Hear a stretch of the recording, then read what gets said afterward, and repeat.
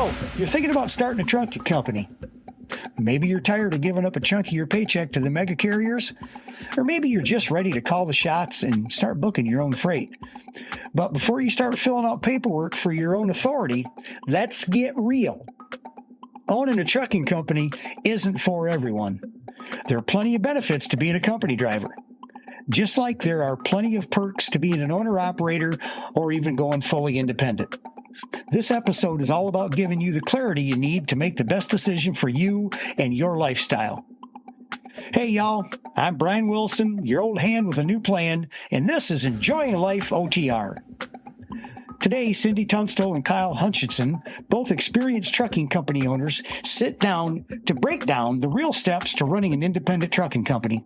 Whether you're just thinking about getting your old MC authority or already running trucks, this episode is packed with insight on what works, what doesn't, and what they both wish they'd known sooner.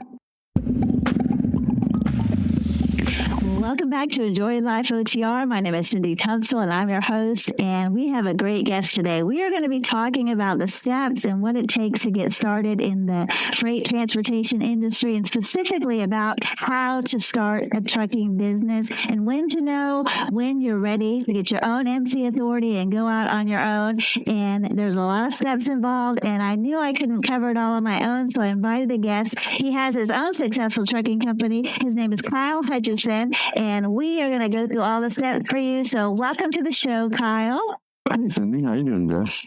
I'm so excited for this conversation. So I know you and I have some similar ideas about things and some differing ways that we do things. So I'm excited for our audience to get to hear from you. Before we jump into the nuts and bolts about starting a trucking company, why don't you give our audience a little bit of a background about your role in the industry and how you got started in trucking and, what kind of freight you're running, all that kind of good stuff, just so they could get to know you. Oh, no problems. I started around 2015, I believe. I worked 2 jobs when I was 18, saved up enough money, bought my first truck, started driving when I was 21. I was leased on as an owner-op for 2 years. And then I went and started my own authority because I was tired of somebody taking 20% from me. I felt like they were robbing me a little bit. And then at my peak, I had 6 of my own trucks and 2 owner-operators. And then a couple of unfortunate events happened, and now I'm just down to 1 truck. I haul box freight in Midwest, East Coast, and I kind of just go ahead and do my own thing, and it works out pretty good. Well, I love your story. Mine's kind of similar. I started in 2020, and so yes, I am a COVID trucking baby. I started with my own authority, but I drive a box truck, and I was new to the industry myself. I did a lot of research, and I had some mentors that were helping me get started, so I had some good wise counsel and did lots of research, but I just jumped right in. I've never worked for another company, and I kind of like that, but it's not for everybody. But I often have people ask me about starting their own trucking company. Either they're a company driver or they actually own their own truck. And like you were, they were leased onto a mega carrier, and, they're paying, sometimes up to 30%, fees to be able to lease on, which I think when freight is thriving, that probably is very doable. But in a market like this, I often wonder how, drivers and owner operators are getting paid, getting by paying those kind of extravagant fees. And I think there are some benefits to doing it that way, but it also presents some challenges. If somebody asks you about starting a trucking company, I want to pick your brain and see what kind of advice that you would give somebody. I know myself, I almost always say, don't do it unless you have freight lined up, and it's a terrible time to do it right now because trucking is really struggling. And I know you have some differing opinions about your advice if somebody asks you that question about the timing. What would you say to that if somebody's interested in making the leap right now? Well, that makes a little bit more sense about you, the way you say it, because you came into trucking during COVID, during almost all-time high rates. I came in, I'm not going to say the bottom, but I think I was getting $1.78 a mile, and I was making it work. So, to me, the best time to get into trucking is when the rates are not at all-time high. If you can operate a successful trucking company when you're getting normal to low rates, when it starts to boom, you'll really be able to save, put money back, and then expand your business. It is a challenging time, and I think you're right. If you have a good, solid business plan, and part of that to me is having freight lined up. So that's kind of why I make that little disclaimer. If you've got freight lined up, you've got a good plan, you can make it work. And some people are hustlers and some people not so much. So what advice do you give for starting out? Like, you want to write that business plan and you want to start preparing. Maybe we're talking to a company driver and it's their dream to be independent, own their own truck, and, have their own authority. Where does somebody begin to writing a good, solid business plan so you know that you're in a good position to succeed from the start? Well, I would say the first thing you'd want to do is to know where you're at in the country and where you're willing to go. So let's say you're in Columbus, Ohio, and you wanted to stay in Ohio or Illinois or Indiana, and you didn't want to go east, or you didn't want to go to Chicago, you didn't want to do major cities. You would have to base your cost per mile around the rates that you could get in those lanes. And as long as you can do that, you're going to be fine. But if your cost per mile, let's say, was $1.85 a mile, but your average line haul is only going to be average at $2.05, you're not going to be very successful in that. So sometimes being an independent means you have to go where nobody else wants to go, because that's where you can make the money to actually succeed. Well, I wonder too, even back to the very beginning of the basics. I mean, do you need to establish what type of freight you're going to be running, like reefer, flatbed, drive-in? I mean, are those important decisions to be making initially? And, because you have to think about equipment and the cost, and even think about what you know how to run. Like I wouldn't know how to run a reefer, obviously. I haven't done that, or a flatbed. I've been running a box truck. So, I mean, there's a lot to learn in the different types of industries. Is that going to be super important in the initial planning? I'd say that'd be selective to where you're at. So a lot of areas in the country, in my opinion, have good freight for pretty much anything you want. And there's certain areas, like if I was in Texas, I wouldn't run van. I would want to run a reefer or a flatbed. And the same way, if I was in California, I would want to run a reefer trailer pretty much only. It depends on where you're at. A lot of markets have a lot of leeway for a lot of different types of equipment. They all have their own perks to it. Van is a little bit cheaper, but you'll have more access to more loads. Reefer, you have a lot of waiting time, but it pays a little bit more. Flatbed, you have a lot of manual labor, but it tends to pay a little bit more than van, but not as much as reefer. So it really depends on where you're at and what you want to do. You can make pretty much anything work in any area if you're willing to go to places that have the freight to make the money. That's how I look at it.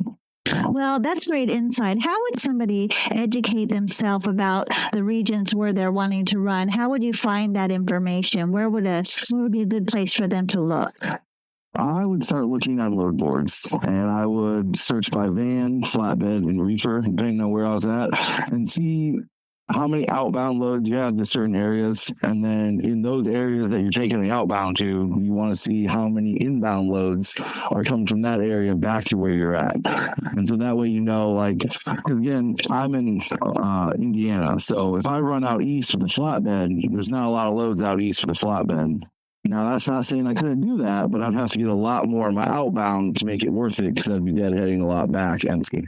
So it's really like, if you go to the load board, you should be able to see in your area, there's it's posted for 7 days, there's 1,000 van loads and 800 reefer loads and 37 flatbed loads. Well, you probably wouldn't want to haul flatbed out of there.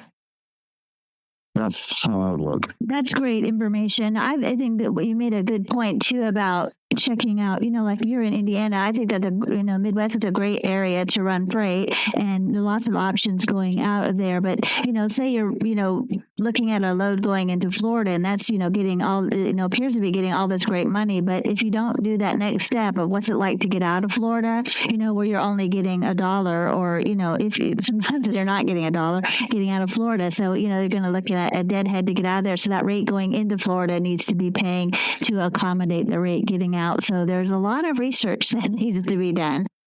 A lot of research, yes, there is. And I have come out of Florida for 90 cents a mile many times in my career, and that's why I don't run to Florida anymore. Yeah, I only go in if I'm getting a really good rate going in, because it's rough getting out. And then just availability, the sheer volume of freight that's coming out of there is just a struggle to the consumer. Consumers. Mm-hmm. Okay, so let's talk about how to set up a business plan. So they've just, they've done some research about the types of freight that they want to run. They have an idea, maybe they have experience running flatbed, so they're going to go with that, or reefer, whatever. And they have a decision on that type of freight. Actually putting down on paper the expenses that they need to save for and plan for. Can we maybe rattle off some of those expenses for somebody, so that in case there's things that they're not, maybe haven't considered? Oh, of course. You have tolls. You have your IFTA stickers. That's done every quarter. You have your license plates, your fuel, your maintenance. Oh, your logbooks. I don't know, Cindy, can you think of anything else to add on top of that? Well, I would say, your regular maintenance, but also I would say a savings fund for emergencies, because in case you have a big repair on the truck, or, you have regular freight you're running and they have an emergency and they have to shut down the factory for the week, or, so just a fund set aside, for just in case. And I think that needs to be a pretty significant number. What number would you say would be a good cushion to have in savings before you get started? So I like to look at it. This is how I do it myself. The most expensive thing to fix in your truck is going to be an engine. And so depending on what truck you get, that's going to depend on how much it costs for a shop to do an overhaul on your engine. So anywhere between $25,000 and $35,000 is what I like to keep in my maintenance fund at all times. And I wouldn't even consider getting into my own trucking company or starting my own business without that in the bank. Well, that's a similar number. I used to say 30,000 for that same reason. And I say either you have the cash on hand, or you have a really good available credit, and so that you have access to funding if you have to, do something major like that. Also, to think about, if your truck is being repaired, you have the cost of the truck being repaired, but then you also have that downtime where you're not earning any income, and your truck payment is still due, your insurance payment is still due, and all these other little subscriptions that nickel and dime you to death, all of those things are still coming due, even though you're not earning income. So that time when the truck is down, that eats away that $30,000 super quick. I think that if you get into this, you really need to be set up financially, because a lot of things can happen in trucking, and you could buy a brand new truck and still have issues with it the first month you have it. I had that happen to me. I bought a new one in 2016, and it was in the shop for 2 weeks out of the first month. So you can't really rely on that. I would say you need a 6 months emergency fund for your business, and that includes your payroll, your license plates, your IFTA, your insurance. And then you also need a maintenance fund on top of that. And that way, if anything happened to you and you were broke down, or COVID happened, a lot of time during COVID, people were going out of business because there was no freight. So if you had a 6 month emergency fund, you can pay yourself for 6 months and make sure you paid all the bills for your company as well. So with having said all that, you have somebody come to you that's a company driver and say, they're earning 60 cents a mile, and they don't, they're, on a dedicated lane, they don't mind, they're still getting home time when they want it. What's your advice to somebody in that situation with all these expenses that you just said? Do you advise somebody to make that leap, or just say, what do you say when somebody's wanting to make the change? I have one question. Why? I want to know why they want to make the change. If they want to make it for more money, then there's only one way that you're going to make more money. And you have to come in with, you have to have your savings fund, you have to have your maintenance fund, you have to have your emergency fund, and you have to have paid off equipment. And you can weather any storm with that setup right there. And if that's what you want to do, is to come in to make more money, then I would say if you had that set up, you had a reliable truck and a trailer that fit the region you were in, I would tell them to go for it. If they came in and said they wanted more freedom, I would tell them to find a different trucking company that is more willing to accommodate them. When I had drivers, I was really good about when they said, hey, I need to be home for the 17th for a doctor's appointment. Okay, no problem. Hey, I got to take 2 weeks off for this. Hey, I get my daughter every other weekend, so I want to be home for 5 days for that weekend, but I'll run the rest of the time. And you really have to find a company that's accommodating to your needs and what you want. I had one driver, he wanted to stay out for 3 months at a time and come back for 1 month. That's great. I had another driver, he only wanted to run local. That wasn't a problem with me. I got a local setup for him and he was home every night. And if you're working with a company and they may pay you really well, but it doesn't fit your schedule, there's hundreds of thousands of companies out there that might have a schedule that will fit you better. I think that's good advice. I really like that. It's like that in itself, more freedom is it's a big thing to take on a trucking company. So being an owner operator or an independent is not freedom unless you're well established. Like me, I'm pretty well established right now, so I pretty much have my freedom that I want. But if I wasn't in this position, I would have to do things I didn't want to have to do all the time. And yeah. Okay, let's talk about figuring out your cost per mile of running the truck. I know you and I have talked about this before. I don't want to get into your specifics about that because I don't think it's anybody's business, but just speaking kind of generally, like how do you go about figuring out your cost per mile when we have fluctuations in certain things like our preventive maintenance is going to vary depending on how many miles that we ran that month, or our fuel cost is obviously going to fluctuate depending on where we ran and, how many miles we put on the truck. So how does somebody go about coming up to that figure of what their cost per mile is so that when they're negotiating, they have a place to start?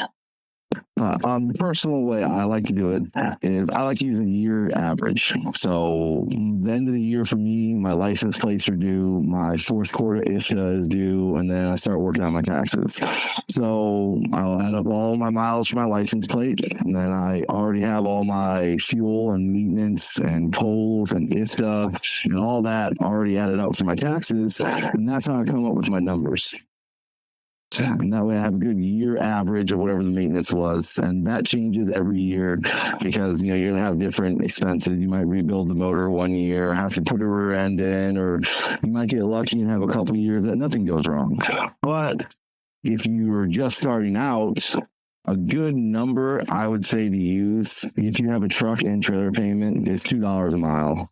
Because you have to include paying yourself.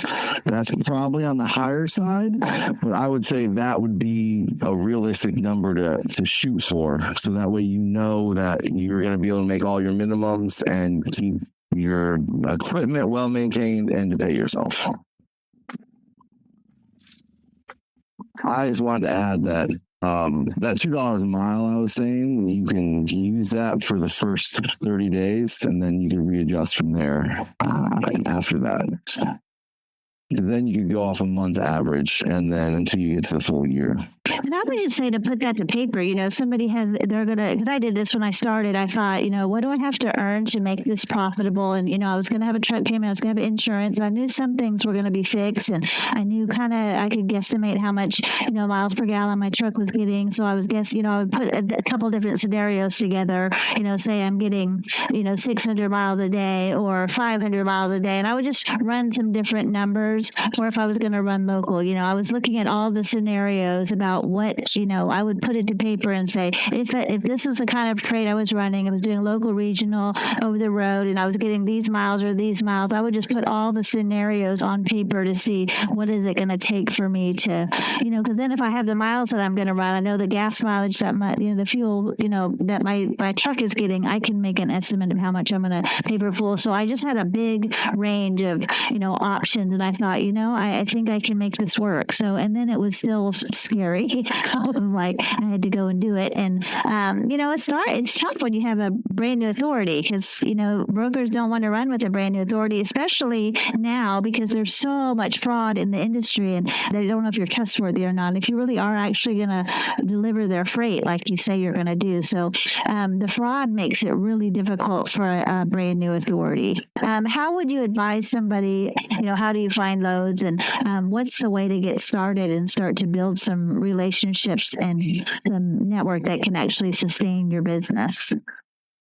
Well, when I first got started with my authority, I kind of had a cheesy gimmick I would use. I would go into the shippers or receivers, and I would say, here's my rate. I guarantee delivery or you don't pay.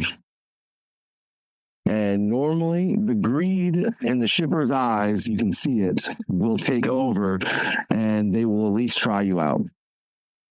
Well, a couple of things I love about that. For one, that you're going into a shipper. So you didn't say, I'm just start calling loads on the load board, because I think that's the most challenging situation. And I think that can work. And I surely did that. But I think so many people don't realize that just go into, you don't have to have a broker. You can go in and meet those shippers. And I'm sure those shippers, when they met you, you have a confidence in your ability, and that's very appealing to a shipper because their biggest concern is that their freight's not going to be delivered when you say it's going to be delivered. And then also you went in and you made an impression, on that shipper. You were aggressive, you were very assertive, which, I'm assertive as well. So, I think that goes a long way. And I don't think people understand the value of that level of communication and confidence and saying how much I'm going to do this for you. And you're looking them in the eye and you're going to say, give me a shot. And people will say yes.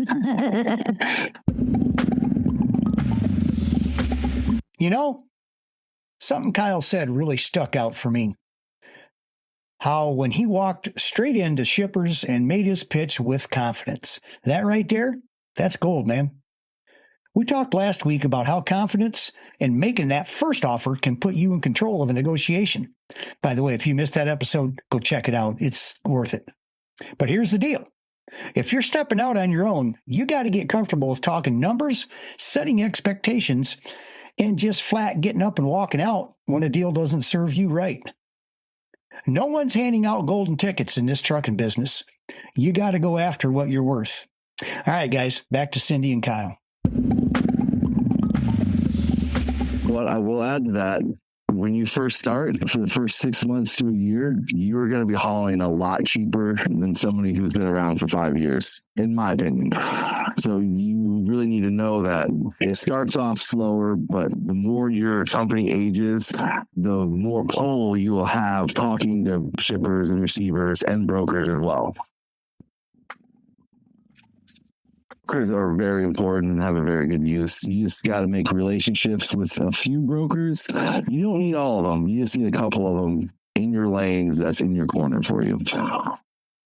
Yeah, I agree. I'm a big fan of brokers, and I still run with brokers. I just don't do it as much as I once did, but I'm still a big fan. I think they do have, especially when I'm going into an area that, I get a high-paying load, say to Florida.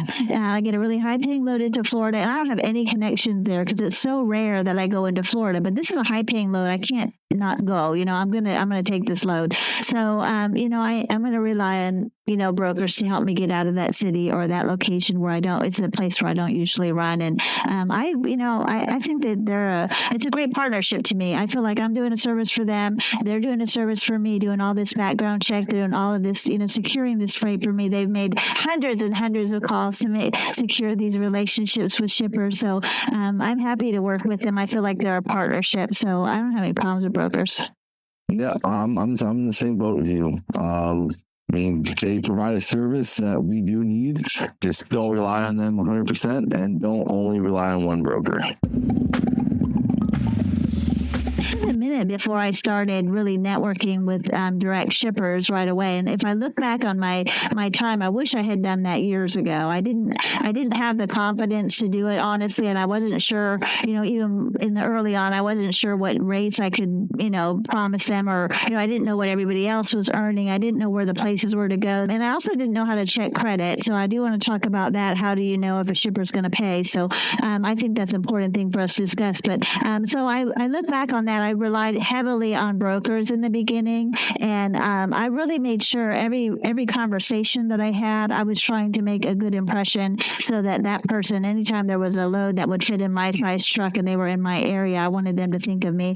I just looked at every opportunity and every conversation as an opportunity to network and to build relationships that could, turn into more freight. So even if people, like, I was bidding on loads and things that I lost a bid, or I would always have it in the back of my head, hey, maybe we could do the next one. Or, I just did a show in negotiation. I talked with some brokers, and last week's episode was great, and lots of really great tips for negotiating. But I always saw that need to build relationships and network. And then everywhere I would go, I would want to, I was telling everybody that I had a trucking company, and people would just, randomly tell me, hey, do you know so-and-so's in shipping? He has a warehouse over there and blah, blah, blah. And I was like, I did not know that. I will be giving them a call. I had a driver who was an owner-operator who wanted to be self-dispatch, and he didn't know you could negotiate rates. He didn't know you could negotiate anything.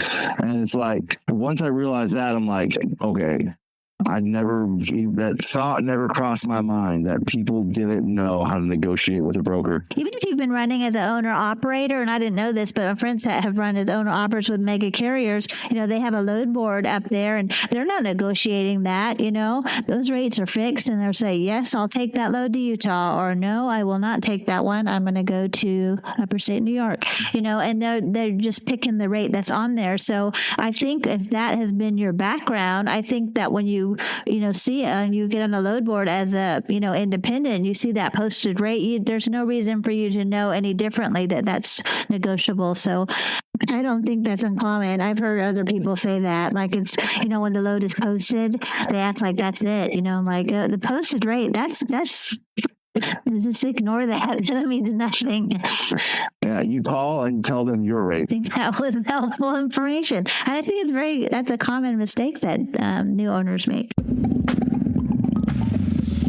Everything is a negotiation, and the law normally favors a trucking company versus the brokerage.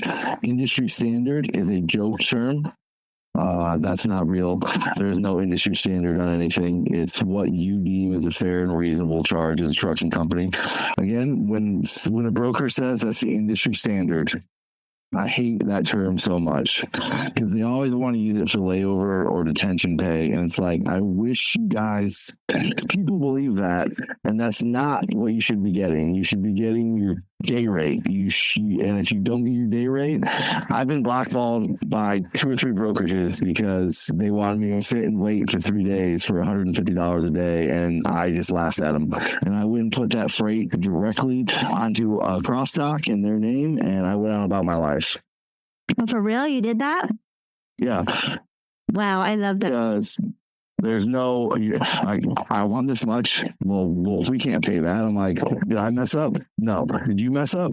You're saying you didn't. So it had to be the other party that messed up, and they're the ones paying for it anyway. So I'm not going to sit here for $150 a day. And then they called the cops on me, and then they came out and I explained the situation, and I used math to the officer to explain why I was charging this much. And he's like, well, you're here. Why don't they just unload you? I'm like, that's exactly my point.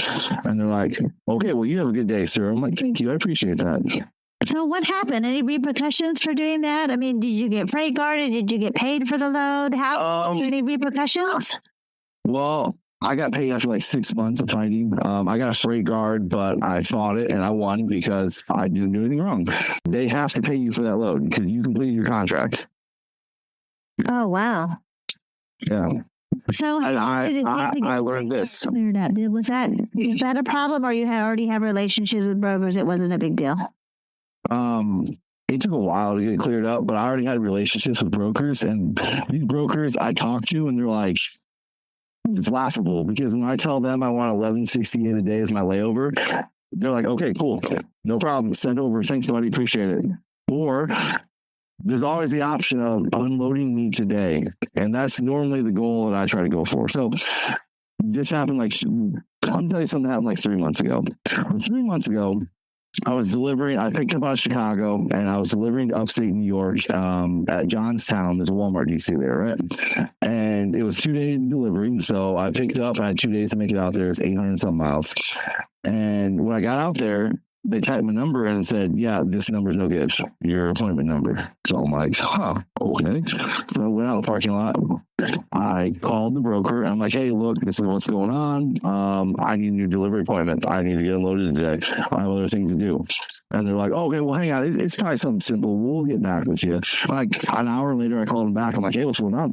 I need to get unloaded today. I need a new appointment number, or I need a cross dock.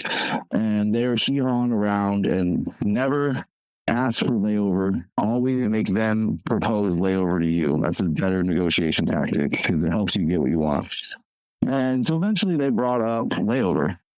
And I'm like, I don't want to wait here. I want unloaded. But if I have to wait here, I'm going to give you my rate, but you're not going to like it. And I told them I wanted $11.68. And they were appalled. They're like, well, the industry standard, sir, is $250 a day. We might be able to do $400 a day. And I'm like, okay, well, I'm going to tell you right now that if you don't have me a rate con or a cross dock or a new delivery appointment for today in the next hour, I'm going to go put this into a cross dock. Or if I can't find a cross dock, I'm just not going to deliver this load until you pay me. And we fought back and forth. And about 30 minutes later, I had a new delivery appointment and I got unloaded at Walmart that day. Wow. And so how often has that worked for you? I mean, is that a one-off thing, or this has been a thing that's been proven to be working for you on a regular? Oh, this works. Okay. And they will say that you can't do that, and they'll threaten to call the cops on you, or again, they will call the cops on you, but the cop can't do anything because the bill of lading is basically a contract saying that this freight is yours. You are in possession of this freight. It is on your truck. So listen, I'm sorry, officer. I'm here to unload right now. Here's my rate con. See where it says I'm supposed to be here at this time to unload? So they don't want to unload me. How am I holding it hostage? I want to give them their freight. I'm just not going to wait for 3 days for free. That's not how this situation works. I love it. And again, you brokers will never work with you again, but if they're a broker that acts like that, you don't want to work with them anyways. Yeah, I love this. And I can tell this comes from experience. And you're at a place where you have relationships with people that you count off, so you're not dependent on the load board. So you have a little bit more leeway than somebody that was a brand new authority. Would you say that's true? If you were brand new, and especially because you don't know what it's like to run a trucking company. Because when you were an independent, you're not a truck driver, you're a business owner, and you don't have the experience to run that business. So if you were running for a broker that you haul 3 loads a week for, you don't want to do this to him because that's your bread and butter. So you want to do this to the random one-off. You got a message, you get an email, they call you and you say, yeah, I'm 20 minutes away from pickup, dude. This is my rate, $3,300. Let's go. And they're like, okay, no problem. Send it over. You got to be there in the next hour to pick it up. These are the brokers that you want to push to the ringer and get every dime that you're worth. Because again, it's a give and take with people that you know, even your shippers. I probably wouldn't charge one of my shippers $11.68 a day layover, but I'm definitely going to charge more than the industry standard. Yeah, and those people, when you have that relationship, they're willing to do that also. You know, they know that they understand that you're running a business. Those are good people, and those relationships are the best. And an easy way to explain it to a broker of why you want what you want is, well, listen, I hauled this 800-mile load for you, and you paid me $3,200, and it took me 2 days to do it. So that's saying my truck is worth $1,600 a day. So I'm giving you like 33% off and 30% off, charging you $11.68, which is my fuel and maintenance. So if my truck is worth $1,600 a day to bring this load out here, why isn't it worth $11.68 a day to wait when somebody else screwed up and not me?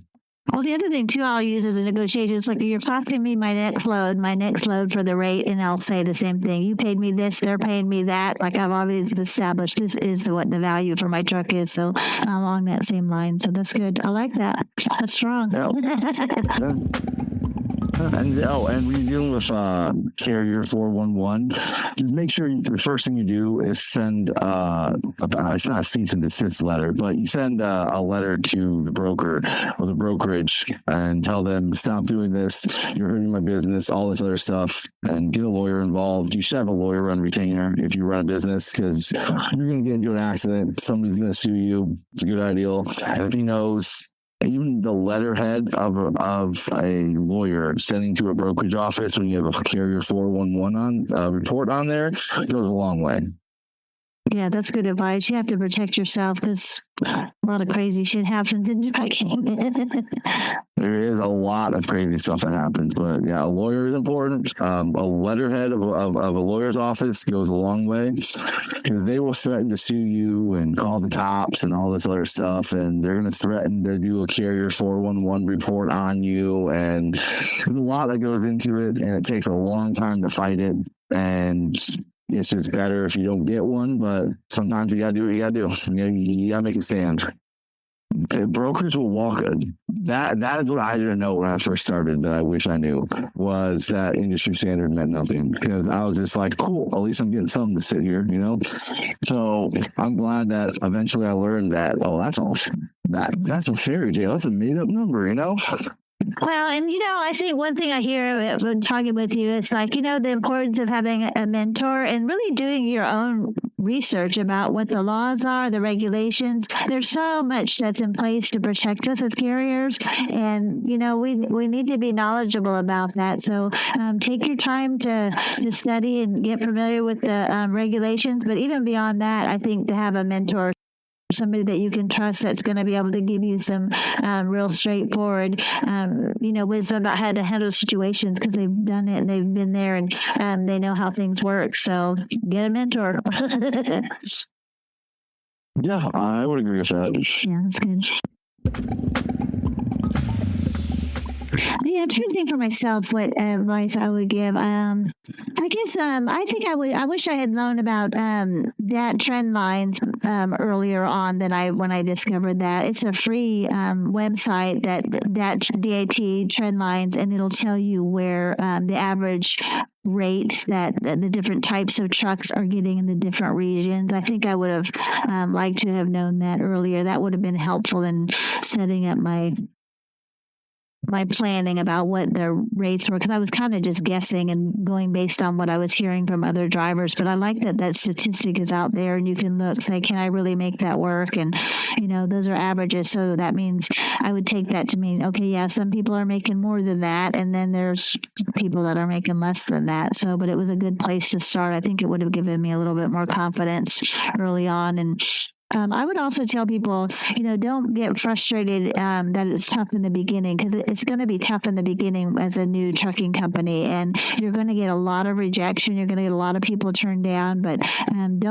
don't just take no, because like Kyle said, everything is negotiable. But the bottom line is that shippers want to get their product delivered on time when you say that you're going to deliver it, and that doesn't always happen. So if you can say, trust me, I'm going to do a good job for you, and my rate is reasonable. I know that I'm new, but I've got references, and especially if you've been a company driver, you should have industry references that you can share, and just speak boldly about yourself, and just trust, like, kind of understand what their pain points are, and then be able to speak boldly to what those are. Because in the beginning, I didn't know what their pain points were. My pain points were like, am I going to be able to pay my truck payment this month, the next month, and pay myself a salary? I wasn't sure what all those things were, but I was just focused on trying to make the money. But when I started to realize that they have their own set of concerns about what's going to happen with this load, and I began to just talk with real confidence that, listen, give me a shot, I'm going to do a good job for you, and just a little bit of rapport building during those conversations. It was surprising to me how many people would give me a shot and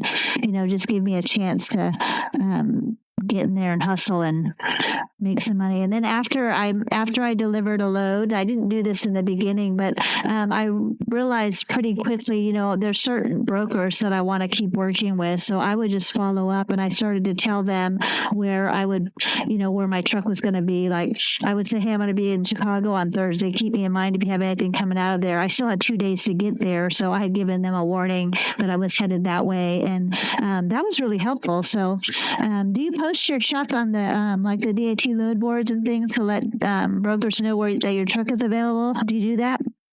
I have a couple things to say about DAT. DAT is a tool for brokers, not truck drivers. Don't believe their trend lines. They're not accurate at all. And no, I do not post my truck anywhere because that helps shoot the rates down most of the time in high volume areas. Okay, I have some. I agree with that on one hand, and then on the other, I don't. I think early on I might have been concerned about that, but I still feel like now that I have an ability to negotiate and things like that's just a place for me to look at what's happening. But it doesn't mean that's what's going to be. You kind of have to take it with a grain of salt, that may be the average that they're booking and that they're seeing there, but it doesn't mean that that's not all that's available. So if it's saying that the average for that lane is paying, $2.30, that doesn't mean that's what I have to offer or I have to accept. I still have to count on my ability to negotiate and bring that rate up. So I think it's just a piece of information. I don't think it's the end all be all. About posting the truck, I go back and forth about this, honestly. I think there may be some truth to the fact that it might affect the rates in that area. But I've had so many times where I'll post my truck and one of my favorite brokers will call me with a load before they posted it on there because they saw me on there. So when that had happened for me a couple times, I started going, I wanted my brokers that I work with across the region to be able to know I was in their area. And it actually served me really well. And I continue to do that. My problem that I have with it most recently, really this past year, is why I stopped posting my truck, is that dispatchers now have access to DAT, so they can get on there and they just start blowing up your phone. Hey, I see you've got an empty truck in Atlanta, and I'm like, who are you? And I always say, what's your MC number? And they go, I don't have an MC number. I'm actually a dispatcher, but my phone will blow up with those calls. So that's the reason for me that I stopped posting my truck. But I'll post, I'll do email blasts and tell everybody, hey, I'm going to be in Atlanta on Thursday. Let me know if you see anything that'll work in my truck. And because I just have one truck, so I have to be really proactive to kind of keep busy and because they're not going to send me an email every time they have a load because the chances are that I'm available is going to be low, but so I'm going to reach out to them and let them know where I am. So that's been helpful for me. I would add on to that by saying, if you really want to be really successful, you want to run the same lanes 24/7, and you want to get the relationship built up with the broker that they know every week you're going to be in that area. So they will give you the loads before they go on the load board, because in my opinion, DAT, about 80% of their loads are a shipper says, I need a load picked up between the 7th and the 27th and give me the cheapest truck possible. You want to be in the 20% that is, hey, I need one of your normals, one of your regular guys on this load. It picks up on the 7th and needs to deliver on the 9th.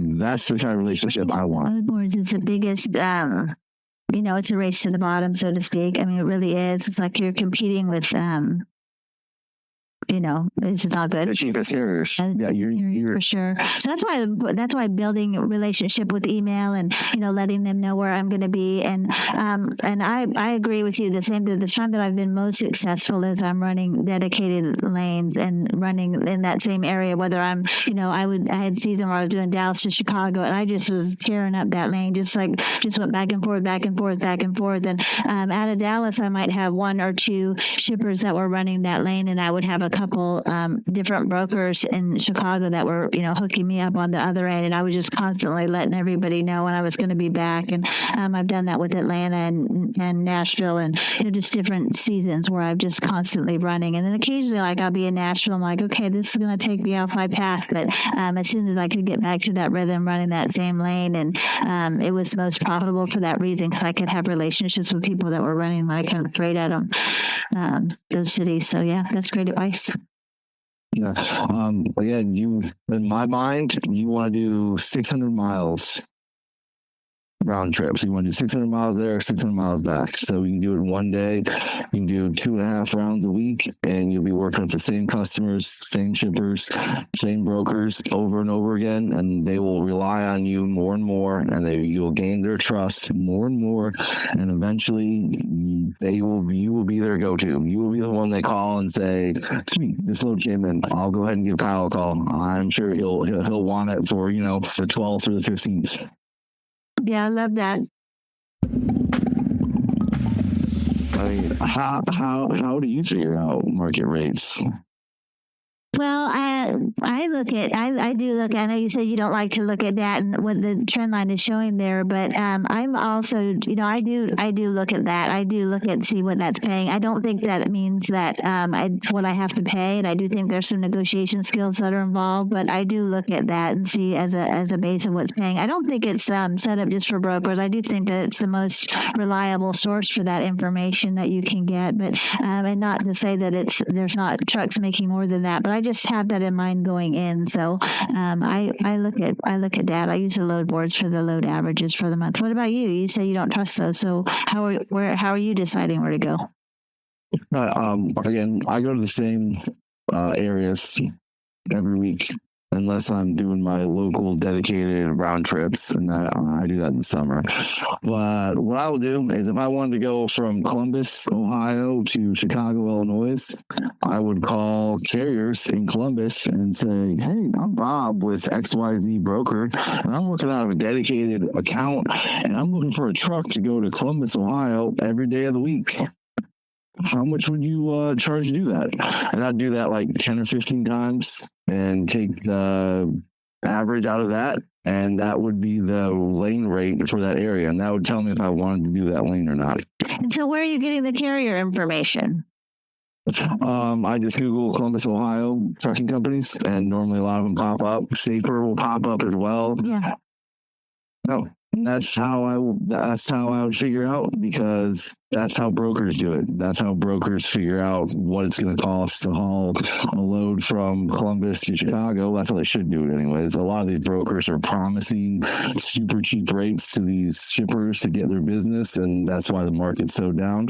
But if they did it the right way, they would call and be like, "Hey, we're working on this. How much do you want your truck to do it?" And they would do that 10 or 15 times, and they'd go back to the shipper and say, "Here you go. This is what we should be able to get it moved for."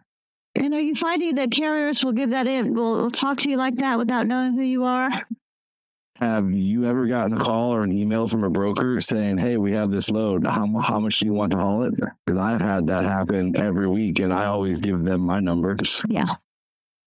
I mean, so is it any different, right, than that? Yeah, that's true.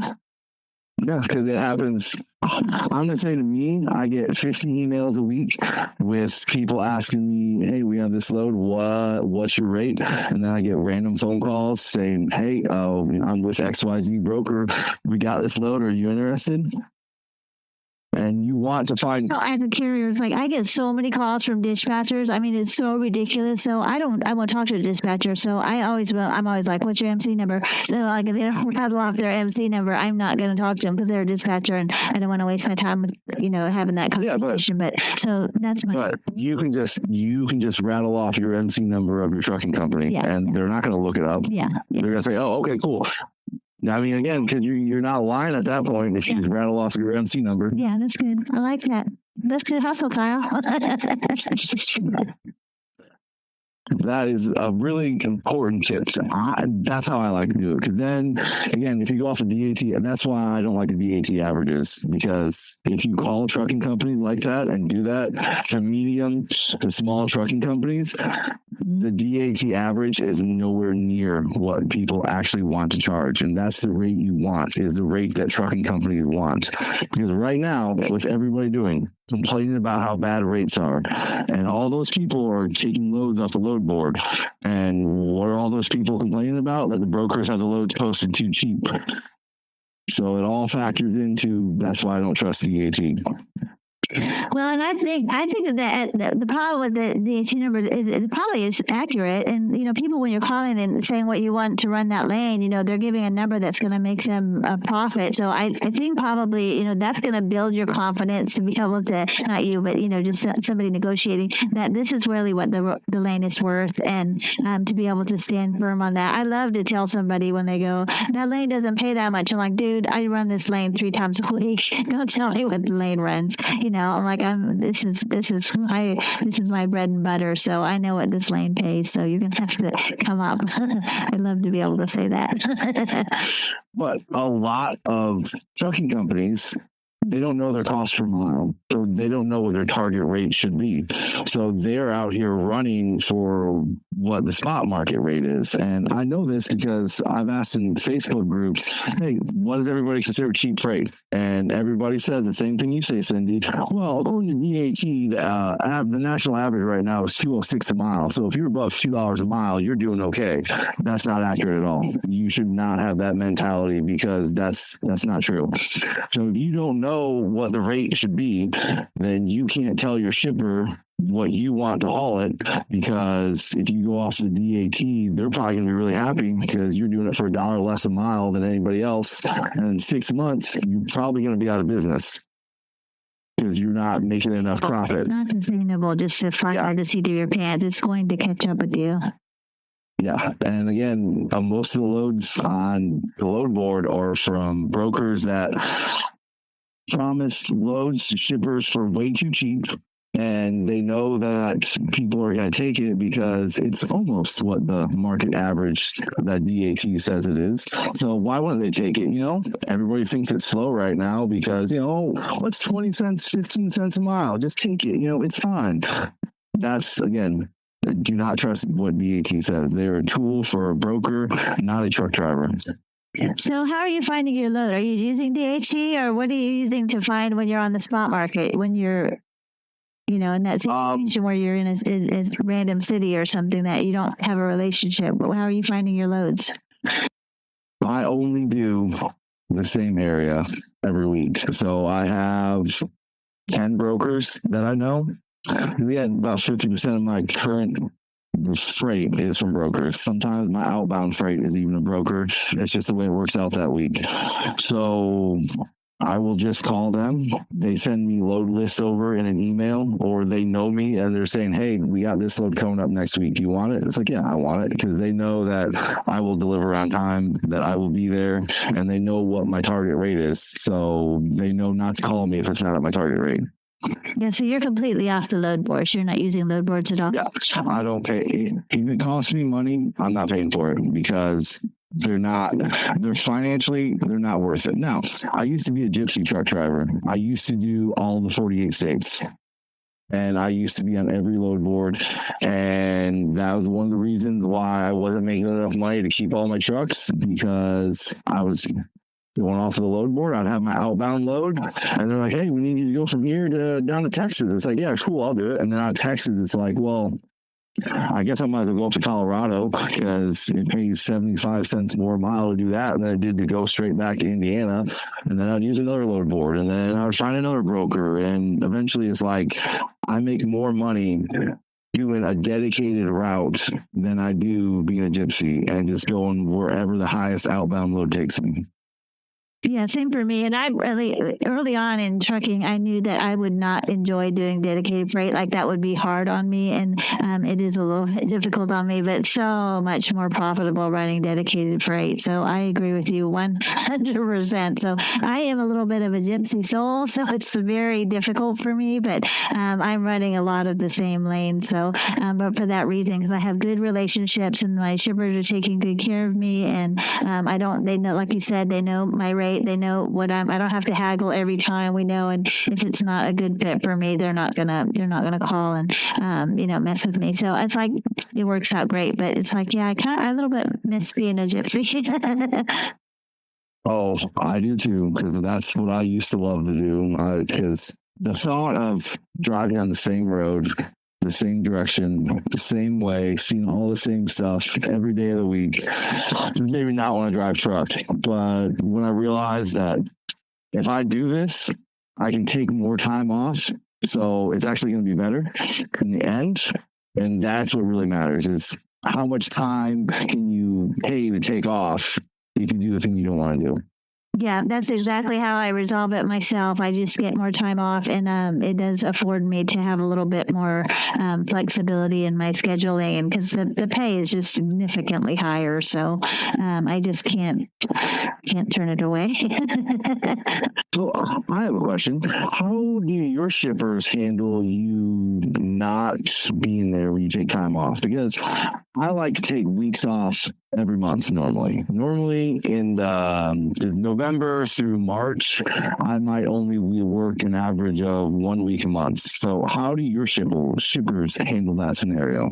Well, I'm not working part-time like you are, Kyle. I do take some time off, but I honestly, it's a little bit of a risk. So I'm always a little bit concerned that I'm going to lose my shippers, but lose my relationship, or somebody might come in and bid my lane, run it cheaper for me. But I haven't had problems with it, honestly. I've had some family emergency things come up where I had to take a couple weeks, and then right after I had to take some more time off, and they've just been really great. And I think, honestly, I think everybody talks about, cheap freight, and it's so competitive, but what's competitive is for shippers to find trustworthy drivers and truckers that take care of their equipment, and they're going to be on time, communicate well, and do what they say they're going to do. And I think that goes a long way. So, knock on wood, so far that's been working for me. So, anytime that I'm available, they want to work with me, and I'm really grateful. But it does make me nervous, though. I mean, not to lie. Sometimes I'm like, I'm sitting on a beach, and I'm like, well, I hope they still use me when I get back. But, sometimes, family stuff comes up and you got to take time off. And I just do that because I want to prioritize my family. But, it's a risk. So I always have that in the back of my head that this could cost me. But so far, it's been working out good. My shippers have been really good, and the brokers that I run steady for, have been really taking good care of me. So I'm grateful. So knock on wood, so far so good. So when I look for a shipper, I like to look for somebody who ships something out one time a month going to where I want to go. So that way, I'd rather have 10 of those shippers than one shipper that wanted to ship out every single day of the week. How do you feel about that? Yeah, I guess I like that. I don't know. I have mixed feelings about that. I like the steady, because when I want to work and when I want to run, I'm like, I want to be busy. So I don't know. I have mixed feelings about that. So I don't know. That's rough. I mean, I was just looking at it from a standstill of, again, I like to take time off. So if I can keep 2 shippers that ship out once a month, that's a little bit better if the other ones don't want to continue to work with me after that. Because from March until October, I will work 7 days a week if I have to. So I keep those every year. That's never a question about it. It's just the ones that are in my off time that that's what I like. Is just find the shipper that ships out once a month, twice a month, and you can be their guy. You'll be the first one they call. That's what I feel more comfortable with. And then if you lose one shipper, you don't lose 50% of your business. Yeah. I like to diversify. Well, I worry about that too in myself. I sometimes wonder, like, I'm running for just so few people now, so I'm running regular, so many regular lanes. So, and it does make me a little bit nervous. I think you need to stay with a variety of shippers and brokers. So, if something happens to one, or you lose that relationship for whatever reason, you have, another place to fall. So I think the variety is very wise, actually. Well, tell me about, what do you run regular? Like, so what's your busy season? So what kind of freight are you running what's your steady work? I do LTL whiskey. So I'll do 6 to 12 stops a night. Oh, wow. Yeah, and then I'll do that 5 to 7 days a week, and I will do that between March and October, and that normally right now pays $3.59 a mile plus fuel surcharge plus stop pay. Wow, very nice. And that carries me through the rest of the year. And all my shippers know that. They're like, between this time and this time, he's gone. Between this time and this time, we call him and he'll be here. And then that is what gives me the ability to take off 3 weeks out of the month, every month. And that way I don't got to deal with it. Yeah, that's nice. That's a sweet gig. I like that. Well, how are you doing your invoicing? Or do you do factoring? Or we didn't talk about factoring. Do you do that? Or are you doing your own invoicing? I do my own invoicing. Yeah, I do too. I factored in the beginning, and then I just slowly stepped away from it, and I did it. It's just not worth it. With my factoring company, I was like 2%, which I thought, honestly, I was running so much variety of brokers, and so I kind of thought in my head, I was like, 2%, it's worth them doing it for me, honestly. But I hate all the administrative part of it. I don't like that, so I didn't mind paying 2%. So, and I had negotiated that rate to get down to 2%. So I thought, it's not worth it to stop. But then after a while, I started running for the same handful of people. It's like there was never any worry that they weren't going to pay. And I just thought I got to a place financially where I could just wait for that, 2-week, 21-day payment to start rolling in. And I just switched over, and it's been pretty great. I mean, I think factoring when you first start out wouldn't be the worst thing. But out of every 3 loads you haul, one of those loads shouldn't be factored. And then you slowly start to rotate it out, and that way you have a constant revenue coming in. I mean, especially the thing to watch out for is if you're working with a broker and their quick pay option is, we won't quick pay you unless you've hauled 3 loads for us, I would stay away from that broker. Like, you really got to watch out for stuff like that. And one of those loads is, check it with the factoring company, check it on DAT with their credit rating. And because some factoring companies will say, yeah, we're not going to pay that. So you can't really haul for them unless you want to take the chance yourself. So that's something to watch out for.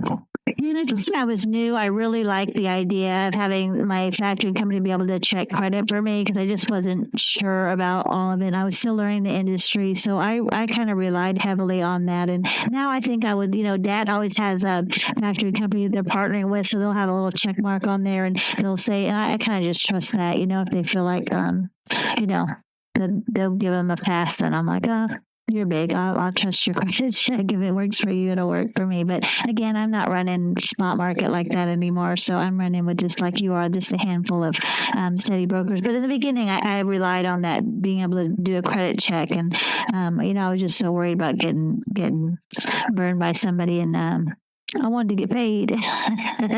Well, that's why you can go against their bond. So, that's always a plus. And most brokerages have quick pay options. And most of those quick pay options are going to be very competitive with a factoring company anyways. So, it's just like if you're working for C.H. Robinson a lot, you can trust that and use their quick pay. You won't have to factor those.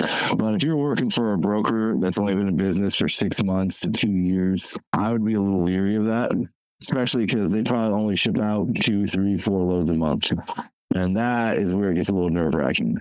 It's like, yeah, this is like a quarter of your monthly income right here, what you're taking off this load. So you might want to be a little worried about that. Because if they don't get paid, you're definitely not getting paid. Yeah, that would make me nervous. It's like, that's too shady. It's like, I don't know. I'm like, there's too many options out there. It's like, I'm not going to take that risk. So anyway, it's all good. So I mentioned checking credit when you go with direct shippers. Do you have a way that you check if you have a new shipper that you can check credit, or how do you know if they're going to pay you? Because say you have this load that's going to pay you $2,000, but then you deliver and the shipper doesn't pay, and so obviously that was not such a good deal after all. So how do you go about knowing if a shipper is credit worthy? I'm being completely honest. I have never checked a shipper's credit, and I have never gotten a bad check from them. Okay, that scares me, but okay, I'll share for me, because I had just a little basic form that I had them fill out about their credit, and I asked for references. I think I found it online, and it asked their DUNS number so I could look up their credit score there, and then I asked them for people, both carriers that had shipped for them, and then also their banking references, and I just called, and I honestly, I wouldn't have done this early on, but I know to do this now. But I had considered for a while opening a brokerage, and one of the things I had looked into was I know you need to make sure they're credit worthy. So I did a little bit of research for the broker side because I was considering doing that for a minute, and so I learned that shippers, that's very common practice, and I don't think carriers, drivers realize that that's a normal part of their transaction. And anytime I've asked if I could fill out a credit form, I give them my form. They don't even bat an eye. That's just totally normal in the industry that they would fill out a credit check. So, it's just the easy one little thing. And then I never had anybody say, "What? You don't trust me?" They never responded with offense. They go, "Oh yeah, sure. Hold on. I just have to," and sometimes they have to go through corporate, or sometimes they had me send me down to accounting, or send this email to somebody, and but it was super quick, and I just made a few phone calls, and I'm like, yeah, these people are solid. So it was just a really easy way for me to have peace of mind that I didn't do that. Honestly, if I did not want to start a brokerage, I hadn't looked into that, I wouldn't have known that that's even such common practice. So anyway, that's a little tip for you there, Kyle. Have you ever did a credit check on a shipper and it came back as I'm not going to work with them, or have you ever gotten stiffed on a load? No, I've never gotten stiffed on a load, but I always check credit. Even when I run with brokers, I had a factoring company. I don't factor anymore, but when I did, I would always check their credit. So I would never run for somebody that didn't have established credit, because to me, I felt like it wasn't worth the risk. And there's so much shady stuff going on. I just thought, I'm not going to risk getting burned, and so I've literally been paid 100% on every load that I've run in the last 5 years. So I guess it's working for me. What about you? You been burned? Nope, never. Okay, good. I like that. Okay, so let's talk about another. This is a controversial issue. Do you use a dispatcher to help you secure, negotiate freight, or do you do all of that yourself? I negotiate everything myself. I never saw a point in a dispatching service when they take 5, 10, 7, 15, 20% for something that I can do myself. Now, if I wasn't good at talking with people or talking with brokers or knew the inside and out of a brokerage, I might lean a little bit more towards using one, but I just don't think they're worth it in the end. Well, my concern always is, so, I do a great job for this. My company is, secures this load, and I do a great job. I show up on time. I secure the freight, maybe solve some problems, and, save them some time and money. And, I just do a great, communicate, with excellence, let them know where they are. There's no worries. Everything's on time. And I do this great job. And my dispatcher, has booked that load for me. And actually, that load comes up again. And I think a dispatcher has an opportunity to give that load to one of the other trucking companies. And granted, FMCSA has, said they're not supposed to be doing that, but, they're still doing that. So, I just like, why would I why would I risk that relationship, not that my good work coming back to, them calling my dispatcher and my dispatcher potentially maybe giving that to another trucking company. The idea of that makes me crazy. And then I also hear these stories of that crazy batshit stuff. These dispatchers will go off on somebody and, they'll tell them the truck's going to be there and the truck's, hundreds of miles away. We talked about that in last week's show, but, it's like, it's so risky. Like they're putting your reputation on the line and, you could get pissed and say, okay, that's it. I'm fire you. That's fine. They just go work for, another trucking company. There's no harm. There's no reputation damage for them. They're just going to go and get another carrier. But yet all of these marks, maybe you get a freight guard or, maybe a broker decides to blackball you and put you on the do not use list. And, so it's like, to me, it's so risky and it's I guess I wouldn't do it unless it was in-house. Like if I had a fleet of trucks and I could supervise and, be monitoring the way that they're communicating on my behalf and having that dispatcher be only working for my fleet of trucks. So I'm just too controlling, but I think it's too important. So I'd be hesitant to do that myself, but I like to hustle and I like to negotiate. That's one of the favorite parts of the job for me. I like talking with people and working out the deals. I would definitely say don't be afraid to get blackballed by a broker as not that big of a deal. And most of the time it's because you're standing your ground and you're getting what your truck is worth. So just a little point on that. But yeah, dispatchers, they really don't have the best interest of you, the trucker, in mind most of the time, I think, because I would much rather get that call from the broker saying, hey, 2 weeks ago, you did this load for us. Do you want to do another one again? Of course I do. Why wouldn't I? This is my rate. Okay, no problem. Send it over. Versus with a dispatcher, as you said, they can say, yeah, we have a truck that can do that for you. Here, it's this other one because, Cindy, she isn't available right now, but this other truck will do it for you. No problem. Yeah, that would suck. Well, let's talk about when to expand your fleet. Like I know you said that you had several trucks in the beginning. Your fleet has been bigger, now you're down to one. How did you know when it was time to add more trucks, and what made you make that decision? And maybe tell about a little bit about what happened, what you learned from that experience. Well, I can tell you, apparently I didn't know when to expand my fleet, and that's why it didn't work out so well. If I had to redo it again, I would say when you have a maintenance fund for your truck and the second truck, and then you have an emergency fund to pay for all the expenses of that second truck as well, you should add a truck on. And a driver, try not to get anybody try not to get anybody that you don't want to fire, because you're going to have to fire 3 or 4 drivers before you find one good driver. And how do you go about finding a good driver? That's a good question. It is a good question. If you're a small person, you're just looking for one driver, you will know somebody who knows somebody that can vouch for them and say, yeah, I know this guy, Brian. He's a real good guy. He lives like 30 miles from you. He's looking for a job. That was my best luck. And honestly, my best luck was training people and having them start out riding in the truck with me for 6 months, paying them the pay that they would get. And that way I knew they would take care of my equipment and handle it exactly how I would handle it. That's not for everybody, though. So I wouldn't recommend that, but that's how I had the best luck. Yeah, that's a big investment into your driver. So I could see, I know most companies don't do that, spend that kind of time with the driver before they let them have the keys. So that's a pretty big investment. So, but I mean, it's a risk. You're giving them your truck. So, and your reputation. So it's good investment. Well, anybody can keep up a charade for a couple of weeks when you're training them. But, 2 or 3 months in, when they get tired or they get mad or they get cranky or they just want to go home or they're just over it, that's when you really see, it shines through of, are they really going to be a good driver for your company or not? So if somebody's been saving up their money, they've got the emergency fund, how do they know when they're ready to make that leap? What advice do you give, like as far as the readiness to make that leap? Anything else that you would add for somebody considering making the jump? If you do it, just do it. It's either going to work or it isn't, and you'll learn a valuable lesson about yourself in the end. Yeah, I like it. Just do it.